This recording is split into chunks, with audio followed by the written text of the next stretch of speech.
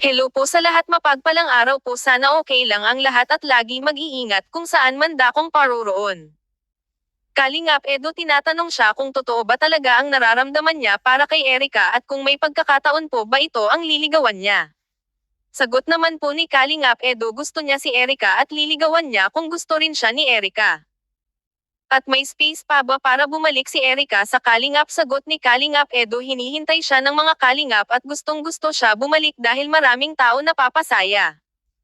Pero bakit ang usap-usapan si Erika na may isang tao na nag-sponsor? Nakita si Erika kumukuha ng passport, mukha daw ito may nag-sponsor na dadalhin si Erika or dalhin sa ibang bansa.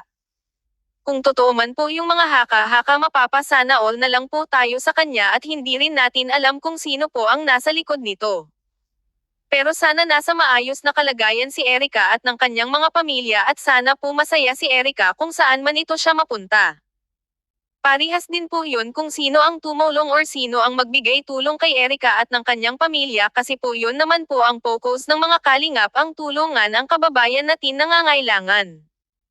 Pero sayang din po ang love team nila ni Kalingap Edo, marami kasi po sila napapasayang tao. Isa na rin doon si Kalingap Edo, seryosuhan na sana sila ngayon.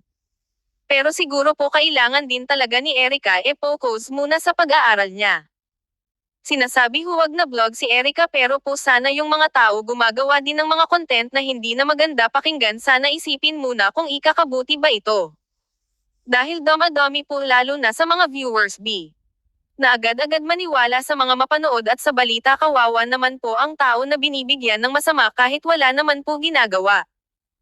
Hanggang dito na lang po ang aking story, sana paisuportahan ninyo ang channel ko. Maraming salamat po, pagpalain po kayo, lagi ingatan ang ating sarili, huwag makalimot magdasal.